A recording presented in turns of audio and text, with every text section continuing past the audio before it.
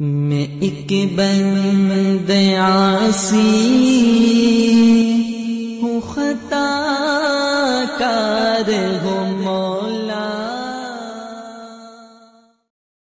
الحمد للہ وکفا وسلام علی عباده الذین اصطفى اما بعد فاعوذ باللہ من الشیطان الرجیم بسم اللہ الرحمن الرحیم قال اللہ سبحانہ وتعالی وَلَقَدْ رَآهُ نَزْلَةً أُخْرَى صدق اللہ العظیم۔ آج بیان میں ہم یہ بات بتائیں گے کہ نبی پاک صلی اللہ علیہ وسلم نے اپنے رب کی زیارت معراج کے موقع پر کی ہے۔ تو دیکھو، حضرت محمد صلی اللہ علیہ وسلم نے اپنے رب کو 2 مرتبہ دیکھا ہے۔ لقد رأى ربہ مرتین۔ ترمذی شریف کی روایت ہے کہ ایک دفعہ آنکھ سے دیکھا، ایک دفعہ دل سے۔ طبرانی اور مسلم شریف کی روایت میں بھی ایسی ہی الفاظ آتے ہیں۔ حضرت عبداللہ بن عباس رضی اللہ تعالیٰ عنہ، حضرت عبداللہ بن عمر رضی اللہ تعالیٰ عنہ اور حضرت ابو ذر غفاری رضی اللہ تعالیٰ عنہ کی روایات سے بھی یہی معلوم ہوتا ہے۔ شاہ ولی اللہ محدث دہلوی رحمۃ اللہ علیہ فرماتے ہیں کہ نبی کریم صلی اللہ علیہ وسلم نے سر کی آنکھوں سے اپنے پروردگار کو دیکھا۔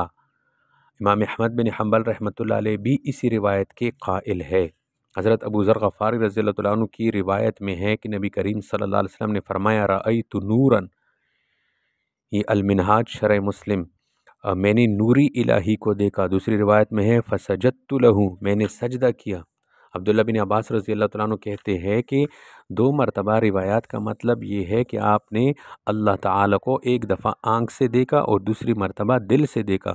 حدیث پاک میں آیا ہے کہ حضرت جبرائیل علیہ السلام نے جب نبی کریم صلی اللہ علیہ وسلم کا قلب مبارک شق کیا تو کہا کہ یہ بڑا مضبوط دل ہے، اس میں 2 سننے والے کان اور دیکھنے والے 2 آنکھیں ہیں۔ گویا دل کی 2 آنکھیں بھی ہیں جن سے نبی کریم صلی اللہ علیہ وسلم کو رؤیت الہی نصیب ہوئی۔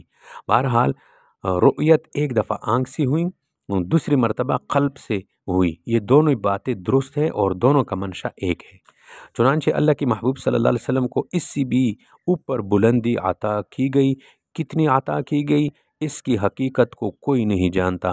جب آپ علیہ السلام اپنے پروردگار کے سامنے اس حال میں پہنچے تو آپ علیہ السلام نے اپنے پروردگار کی حمد بیان کی اور عجیب انداز سے اپنے پروردگار کی تعریف کی۔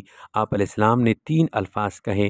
آپ صلی اللہ علیہ وسلم نے پروردگار کے سامنے عرض کیا التحیات للہ، میری جو ہے سب کی سب زبانیں تعریفیں، میری قولی عبادتیں، میرے زبان سے نکلی ہوئی حمد یہ پروردگار کے لیے ہے۔ والصلوات، اور جو میں نے بدنی عبادتی کی ہے وہ ساری کی ساری میرے پروردگار کے لیے ہے۔ والطیبات، اور جو میں نے مال خرچ کیا وہ سب کی سب مالی عبادتی بھی اے پروردگار تیرے لیے ہے۔ وہ آپ نے 3 باتیں کہیں، اے اللہ میری قول عبادتی بھی تیرے لیے، میری بدنی عبادتی بھی تیرے لیے اور میری مالی عبادتی بھی تیرے لیے ہے۔ اللہ تعالیٰ کی رحمت جوش میں آئی۔ 3 باتیں آپ علیہ السلام نے کہی تھیں، ان کے بدلے پروردگار نے بھی 3 باتیں کہیں۔ فرمایا میرے محبوب السلام علیکہ ایہا النبی ورحمۃ اللہ وبرکاتہ، آپ کے اوپر سلامتی ہو اور اللہ کی رحمتیں ہوں اور اللہ کی برکتیں ہوں۔ السلام علیکہ ایہا النبی، آپ صلی اللہ علیہ وسلم پر سلامتی ہو، ورحمۃ اللہ اور اللہ کی رحمتیں ہو، وبرکاتہ اور اللہ کی برکتیں ہو۔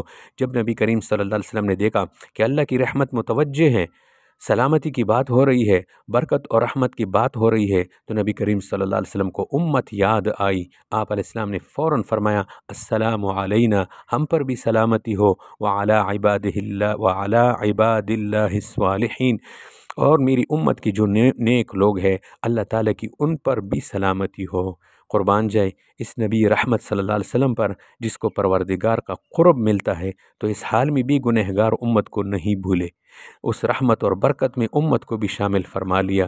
جب فرشتوں نے دیکھا تو حیران رہ گئے اور ان کی زبان سے یہ الفاظ نکلے اشہد ان لا الہ الا اللہ و اشہد ان محمدا عبدہ و رسولہ۔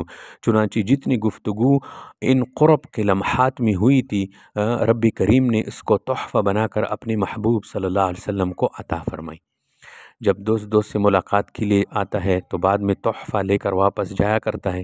اللہ تعالیٰ نے فرمایا میرے محبوب آپ اس تمام گفتگو کا تحفہ سمجھیے اور اپنی امت کو کہیے کہ دن میں 50 نمازیں پڑھے اور اس کے ذریعے گویا مجھ سے ہم کلام ہوا کرے۔ آپ علیہ السلام واپس تشریف لائے تو راستے میں حضرت موسیٰ علیہ السلام سے ملاقات ہوئی۔ پوچھا کہ اے اللہ کے محبوب صلی اللہ علیہ وسلم کیا معاملہ پیش آیا؟ فرمایا مجھے 50 نمازوں کا حکم عطا کیا گیا۔ عرض کیا میری امت کو بھی اس طرح حکم ہوا تھا مگر وہ امت تو تھوڑا بھی نہ کر سکی۔ آپ علیہ السلام ایک دفعہ پھر تشریف لے جائے، چنانچہ آپ علیہ السلام پھر تشریف لے گئے اور پھر اللہ تعالیٰ کی حضور میں حاضری دی۔ اللہ تعالیٰ نے 45 کر دی، پھر دوبارہ معاملہ ہوا 40 کر دی، 5 نمازیں کم ہوتی گئی، 9 مرتبہ آپ علیہ السلام کو بار بار عروج اور بلندی نصیب ہوئی۔ حکمت کیا تھی؟ ظاہر میں نظر آتے کہ نمازیں معاف ہو رہی ہے مگر حقیقت یہ تھی کہ پروردگار دیکھنا چاہتے تھے کہ میرے بندو کل کو یہ اعتراض نہ کرے کہ عروج ایک ہی دفعہ نصیب ہوا، اب دوبارہ ان کو نصیب نہیں ہو سکتا۔ یہ میرے وہ بندے ہیں جو ایک ہی دفعہ میرے پاس نہیں آئے، اس کے لیے میرے در کھولے ہیں۔ محبوب تو جتنی دفعہ چاہے میرے پاس آ سکتا ہے، میں نے رحمت کے دروازے کھول دیے۔ چنانچہ آپ علیہ السلام 9ویں دفعہ کی بات فرماتے ہیں کہ مجھے اللہ تعالیٰ سے حیا آتی ہے کہ میں پھر جاؤں، اب تو فقط 5 نمازیں ہیں۔ چنانچہ 5 نمازوں کا تحفہ لے کر اللہ تعالیٰ کے محبوب صلی اللہ علیہ وسلم واپس تشریف لے آئے۔ جب نبی کریم صلی اللہ علیہ وسلم واپس تشریف لائے تو آپ نے فرمایا کہ میں اپنے گھر میں پہنچا، کیا دیکھتا ہوں کہ جس پانی سے وضو کیا تھا وہ اسی طرح بہہ رہا ہے، بستر کی گرمی بھی مجھے اسی طرح محسوس ہوئی۔ در حقیقت وہاں جتنا وقت لگا تھا پروردگار عالم نے نظام کائنات کو اسی جگہ روک دیا تھا۔ جب آپ علیہ السلام تشریف لے گئے تھے آپ کائنات کے جان تھے، کائنات کا ارمان تھے۔ جب آپ ہی تشریف لے گئے تو اللہ تعالیٰ نے پورے نظام کو وہیں روک دیا۔ جب ملاقات کر کے واپس تشریف لائے تو پھر نظام وہیں سے آگے چلا۔ ایک وقت تھا جب دنیا تخت سلیمان کو اڑنے کو نہیں سمجھ سکتی تھی، آج ہوائی جہاز کے اڑن نے تخت سلیمانی کے اڑنے کو اچھی طرح سمجھا دیا۔ ایک وقت تھا جب ابابیلوں کی کنکریاں جو ہاتھیوں کو بھوسا بنا کر رکھ دینے والی تھی وہ انسان کو حیران کر دیتی تھی کہ کنکریوں میں کہاں اتنی طاقت کہ ہاتھی کو مار سکیں۔ آج رائفل کی گولی نے بات صاف کر دی کہ کس طرح رائفل کی گولی سے اتنا بڑا ہاتھی مر جاتا ہے۔ پروردگار عالم کی طرف سے ابابیل جب کنکریاں پھینکتے تھے وہ بھی گولی بن کر پڑتی تھی۔ تو سائنس وقت کے ساتھ ساتھ ان باتوں کی نقب کشائی کرتی جا رہی ہے۔ ایک وقت تھا کہ یہ باتیں سمجھ میں نہیں آتی تھی، آج سمجھنی نسبتاً زیادہ آسان ہے۔ آج لفٹ میں سفر کرنے والی کے لیے رف رف کا سمجھنا زیادہ آسان ہے۔ آج براق کے لفظ کو برق بجلی کی وجہ سے زیادہ سمجھنا آسان ہے، جو 1 سیکنڈ میں 1,86,000 میل کا سفر کر جاتی ہے۔ اللہ رب العزت نے اسی طرح اپنے محبوب صلی اللہ علیہ وسلم کو تھوڑی سی دیر میں یہ تمام شرف عطا فرمایا، بظاہر کوئی اسے سمجھے یا نہ سمجھے۔ تو میرے دوستو ہم اس پر ایمان رکھتے ہیں چونکہ اللہ کے محبوب صلی اللہ علیہ وسلم نے فرمایا، لہٰذا ہمارا پکا ایمان ہے۔ اللہ کے محبوب صلی اللہ علیہ وسلم تشریف لے گئے، آپ علیہ السلام نے سب مناظر دیکھے اور دیکھ کر واپس تشریف جو ہے لے آئے۔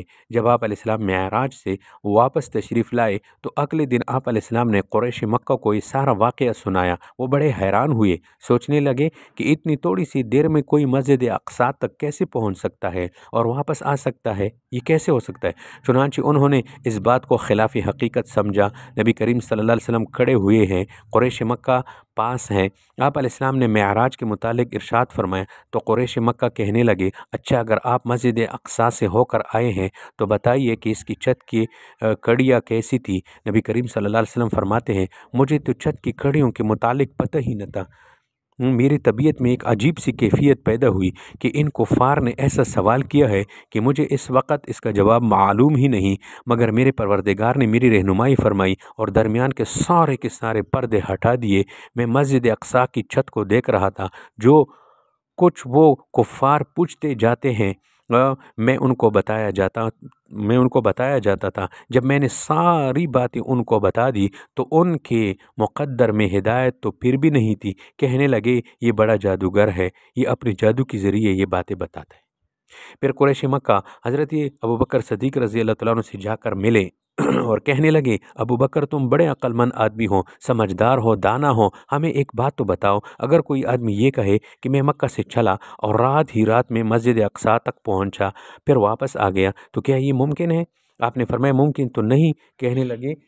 کہنے لگے کہ آپ ہی کی دوست تو کہتے ہیں کہ میں رات میں سفر کر کے آیا ہوں۔ ابو بکر رضی اللہ عنہ تڑپ کر بولتے ہیں کہ اگر میرے محبوب فرماتے ہیں تو میں گواہی دیتا ہوں کہ وہ سچ کہتے ہیں، یقیناً ان کے ساتھ یہ معاملہ یہ پیش آیا ہوگا۔ اللہ تعالیٰ کو ابو بکر رضی اللہ عنہ کی یہ گواہی اتنی پسند آئی کہ ابو بکر کے نام کے ساتھ صدیق کا لقب لگا دیا۔ قیامت تک کے لیے ابو بکر کا نام لیا جائے گا تو ان کو صدیق کہہ کر پکارا جائے گا کہ اللہ کے محبوب صلی اللہ علیہ وسلم نے ایک دعویٰ فرمایا تھا اور ابو بکر رضی اللہ عنہ نے بن دے کے اس کی گواہی دی تھی۔ معراج کا واقعہ تفاسیر کی کتب میں تفصیل کے ساتھ موجود ہے، جس میں اللہ تعالیٰ کی طرف سے کئی حکمتیں ہیں۔ چند حکمتیں جو اللہ رب العزت نے ہمیں معراج کے واقعے میں دکھانی تھی وہ بھی جو ہے آپ حضرات نے جو ہے اس کو سن لیا، تو اللہ تبارک و تعالیٰ سے دعا کریں گے کہ اللہ تبارک و تعالیٰ ہمیں یعنی وہ تمام خصوصاً 5 وقت نماز پڑھنے کی اللہ تبارک و تعالیٰ ہمیں توفیق عطا فرمائے، اور ساتھ ہی ساتھ جن جن گناہوں کی وجہ سے مختلف قسم کے عذابات لوگوں کو ہو رہے تھے، ان عذابات جن جن گناہوں کی وجہ سے، تو ان گناہوں سے اپنے آپ کو بچائیں، اللہ سے دعا مانگے کہ اللہ ان گناہوں سے ہمیں بچائے اور نیک عمل کی طرف جو ہے ہمیں توفیق عطا فرمائے تاکہ ہم کیا کریں، نیک عمل میں لگے رہیں اور ہمارا آخرت جو ہے بن جائے۔ اللہ تبارک و تعالی ہم سب کو عمل کرنے کی توفیق عطا فرمائے۔ وآخر دعوانا ان الحمدللہ رب العالمین۔ ان اللہ وملائکتہ یصلون علی النبی یا ایها الذین آمنوا صلوا علیہ وسلموا تسلیما۔